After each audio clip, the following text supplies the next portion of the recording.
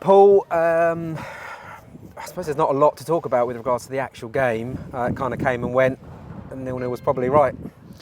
Yeah, I don't think either keeper really got tested. I thought we were really good box to box. I was really pleased with how he defended, especially against Ibrahimovic. I thought the lads had done well in them situations, and when called upon, Craig come and caught a couple of crosses. There didn't seem like there was enough goalmouth action for me, that's the truth, and like a 0-0 is probably befitting a team that were probably both shot shy. Goals have been a problem for a little while, 1 in 7 to finish the season, that is. The goal at Crewe. So I suppose it really shows where the problem is, because you've shut up shop at the other end. That's 4 clean sheets in a row. Yeah, the defenders done really well, but in fairness to the strikers, they have worked really hard today. They had to keep dropping on because the middle centre half kept dropping into the stepping in front of the back line. Sorry, so then we got our 10 to stay on it, but in our half it was a 9 that had to drop in. So there's a lot of work that goes into keeping the clean sheets, not just the defenders and the goalkeeper. So I'm really pleased with that. And obviously in the transfer window, my first 4 signings will be defenders. I'm joking, obviously. We need some pace and power in the team, and I've been saying that from day dot. And I thought today, like I said, we were set up really well, and on the counter, on quick transitions, we'd have got in, but we just came up short. That's the honest truth. We didn't pick the right pass, or it wasn't quick enough play. So that's the only disappointment. The things I'm really proud of, though, I'm really proud of the information the lads have took on. Look, 4 clean sheets shouldn't be sniffed at, but if we would have won today, if we'd have pulled the trigger maybe once or twice, and we'd have got 8 points from 4 games, that's all you need to get promoted, just an average of 2 points a game. So there's really good stuff there, and it allows the lads to have a break from my voice for a few weeks, and then it all starts again. I mean, how have you can assess, I suppose, the last 4 games, the last 2-3 weeks or whatever it is? There's a fair bit of work to do, but hopefully the basis of something for you. Yeah, I mean, if we'd have 1-1 and even drawn a couple and then took a heavy defeat, I think we've got a few problems here. I don't think we've always got problems. I don't think you finish in this position in the league, you finish it there for a reason. So there's certain things that we need to address. There's certain players or player types is probably a better way to put it that I think this team needs. And that's what we'll endeavour to do, and that's what we've been working on as well the last couple of weeks, as well as trying to prep a team and get to know everyone's name, which has been tricky for me. So so there's a lot of pleasing things, and it's frustrating because we're like 1 or 2 passes away from winning games and being handsome, but we have found it difficult to score goals, as the team has, I believe, all season. So, but we have sort of sorted one part out of it. But we need to obviously sort out the top end of the pitch, because it wasn't or isn't as amazing as I would like it. It's probably the nicest way to put it. I mean, they did get in behind a couple of times, as you said, or a few times, but there did seem to be a bit of shot shyness. Yeah, I mean, they were getting down the sides quite well, putting crosses in.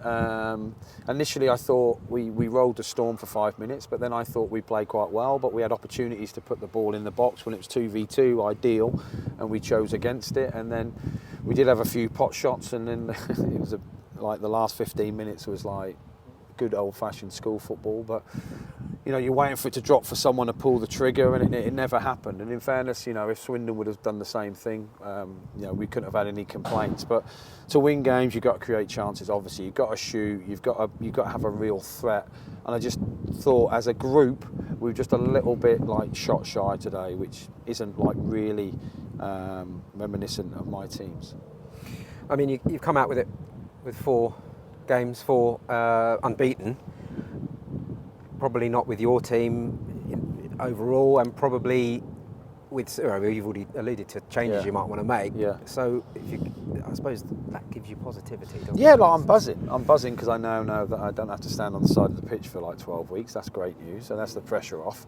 But I also know I'm buzzing in the fact that I know I've got the chairman's support to change what I need to change. We need to change the training ground. That's a big thing for us, massive thing for us. We need to change a few things at the stadium. We need to change players through natural erosion to a certain extent and to improve the group. So if we're fortunate enough, which I think we will, to get players in key areas better than what we've got, it just brings the whole team up. And like I said today, I don't think we were short away from being very good, but like, we want to be very good. We want to win every week. We want to come off like fucking gladiators every week. That's what you want to feel. You want to feel, I said to them at the end, I don't want to come on and high five a 0-0 away from home. I want to come on and jump on you all backs because you've won 3-0 handsome.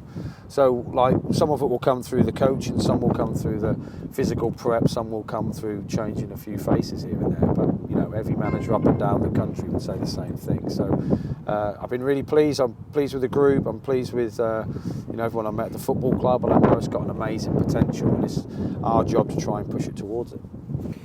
Would you say after these 4 games you've kind of identified those that you may not be taking forward, or is it's still kind of see how they come back in pre-season, or how do you sit with that? Yeah, I mean, my honest answer, which probably isn't a very political answer, is there's a lot of players under contract here who have performed well, but I want everyone to perform better because we haven't done enough to win 4 games. So that's the honest truth. So all the contracted players will come back again with a nice clean piece of paper and go, right then, have you come back in better condition? Great. Have you come back with a real work ethic? Have you come back to be a better team player? And if you have, great. I won't have to replace you. But fundamentally, my job is to try and improve the playing side of the team. And like I said, we can tweak things. There are things I'm really pleased with.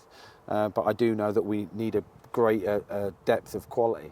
So, we've got a few of the not better players, that's not fair. We've got the captain injured, Gilbs is obviously injured, Tomo's injured. We've got a few to come back, which will give nice selection headaches. But it's just about bringing new faces in that hopefully raise the standards, of everybody. And that's what I'm really keen on trying to do. Obviously, the players go away for a little bit now, but for you, I'd say the hard work's just starting now. That's fair. That's fair. Yeah. In fairness, like the success of the team is on the players on the pitch. So we jump up and down like lunatics on the side and try and motivate them. They don't need motivation, but we look after them through the week. We try and make a culture that makes them feel like valued and excellent. In fairness, so we try and send them out in a real positive vein. But fundamentally, come the season, when I look at the starting 11, then I have to think, right, behind me I've got things I can change it. I don't want everyone to be the same type of player. There has to be different ways for us to play home and away. There has to be different times where you think, right, today I'm going to go this way. I'm going to go with 2 9s, or I'm going to go with 2 10s, and whatever. So I just think we need different things. That's possibly the case. So, and that comes with a lot of hard work because the best players are wanted by everyone. There's no secrets anymore. Everyone has their own database. Everyone has their own analytical stuff. Like the edge doesn't really exist. Everybody. If I said to you now the 3 players that I'm desperate to sign and I'm going to meet on Tuesday, every other club in England wants the same 3. That's the honest truth. So we can only do so much. We can only charm them so much and give them the best deal we can, and that is hard and it is time consuming, but it's worth it because the better players help you win games. As simple as that. We're not that good at coaches that we can go down and pick a dumpling out of McDonald's and go, look mate, do you mind running in behind and bending a few 30-yarders in? We have to get the raw materials from the players that we try and recruit this summer, and everyone's working really hard to do that. Dean Lewington, given those last couple of minutes, it was what got the fans off their feet in that second. It was like a goal, wasn't it? Yeah. It was like a goal. I said to him when he went on, I said, look mate, if you could get the winning goal here, it'd be like escape to victory if you're that old. Did you see they asked him to shoot from about 20 yards? We'd pass you to the back, they'd rip your shirt off you, they'd put someone else's coat on you, and you'd walk out with the fans, an absolute hero. Yeah, it's a real honour to be here for his last game and to be part of it. I kept asking, do you want to come on? And he went, well, how long's left? And I went, they're putting up 15. And he went, 15? No, they're not, they're putting up 5. So I think you're just about right. So, and obviously I was conscious of what he wanted to do because I respect him. But also I didn't, because it finished so well last week, I didn't want to put him on and then someone nutmegged him and bent it in from 30 yards. So we were all really conscious of that. So the fact that he's played in 2 clean sheets without putting a foot wrong is very impressive. I mean, he had 60 odd last week and about 2 this week, but add it up, it's 2 amazing performances. So yeah, really pleased for him. fans were good as well, weren't they? Nearly 800, and after the season they've had, for them to come out on a day like today, where the game kind of means a little bit, but nothing. So it was a good turnout. Yeah, really good turnout. They were nice and loud. I can't believe how loud they were. So yeah, really pleased that they've stayed with the players, because obviously the season hasn't been the season that anyone wanted, but and unfortunately, being a football fan, that is a horrific life, isn't it? You have some seasons that are amazing, but generally speaking, they're not as great as you want them to be. If that was the case, everyone would be a Liverpool fan. So look, I really appreciate the support the players do. It felt like really genuinely positive, which is great for me as a coach and a manager, because you want to be involved at a club where everyone feels like they're pulling in the same direction. And I appreciate the conditions weren't, like the pitch wasn't wet, it wasn't amazing, and it was a bit lively.com. So at times the game was possibly scruffy than we would have liked, but same for both teams. And that's the thing about building a team for next year. Look, you're not always going to get everything your own way, you're not going to get everything perfect away from home. There's different conditions and all that. And if you have a fan base that, enjoy the journey and understand the journey, which they seem to, and appreciate what the lads are trying to do, you're 90% of the way there. So that's what I look forward to next year, scoring the odd goal or two, because I can't keep doing 0-0s. Like, honestly, I ain't going to survive it. I won't be here past October. So I mean, I don't know if I get sacked. I just mean I'll probably be dead, because it's not good for my blood cholesterol. I think you'd maybe even nod off in the dugout if you suffer through some more 0-0s like that.